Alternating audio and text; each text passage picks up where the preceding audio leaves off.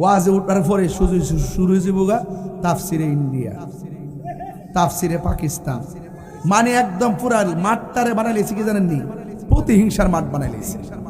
কেউ আমি যে ওয়াজ করতেছি কেন জাতীয় পার্টির লোক আছেন, গণ অধিকার, NCP, BNP, Awami League, Islamic front, Bangladesh Islamic front, Islamic front, supreme party আসেনি। আপনি যদি আপনার ব্যক্তিগত এজেন্ডায় কথা বলেন রাজনীতি নিয়ে, তাহলে অটোমেটিকলি কোরআনের প্রেমিকগুলো আপনার প্রতি একটা হিংসা তৈরি হবে না? এই জন্য এই মাঠটাকে সুন্দর রাখতে হবে। এখানে সব শ্রেণীর মানুষ আসে দিক কিন্তু এটা মাফিয়ে দিক, আরে মসজিদে সকল দলের মানুষ একসঙ্গে যায় দিক কিন্তু সব মুসল্লি।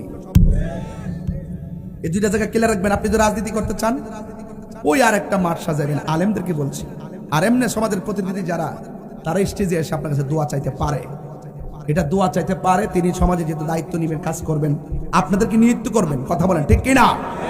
এজন্য আমার কথা, কেউ রাজনীতির গন্ধ খুঁজবেন না। আমি প্রশাসন বান্ধব মানুষ। এই সমাজে কেউ যদি গাঞ্জা খারে, সেদিন এক মাহফিলে গেছিলাম, জিজ্ঞাসা করছিলাম কে কে গাঞ্জা খান, একটা একটা হুজুর আমি খাই।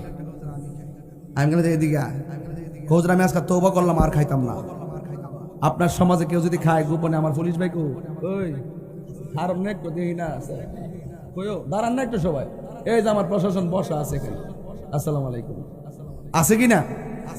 এদের কাছে গোপনে যায় বলে দিবেন, স্যার আমার বাড়ি এই ফুলাটা গাঞ্জার সঙ্গে, নেশার সঙ্গে সম্পৃক্ত। নেশাকুর সমাজের আশীর্বাদ না অভিশাপ? আরে কথা কই না রে, আশীর্বাদ না অভিশাপ? এগুলোই মাহফিল মূলত।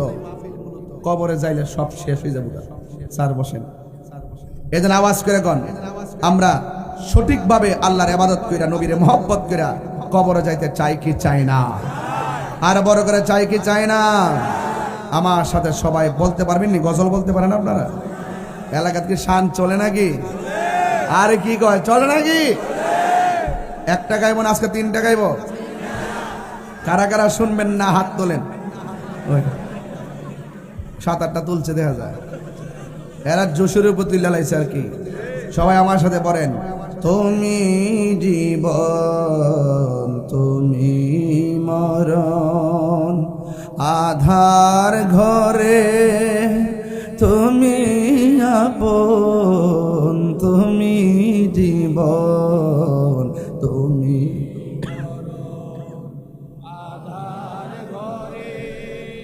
তুমি আপন, তুমি মোদের পাড়ের তরি, তুমি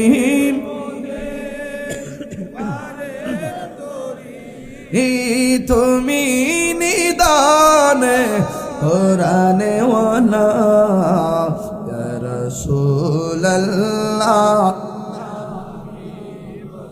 লা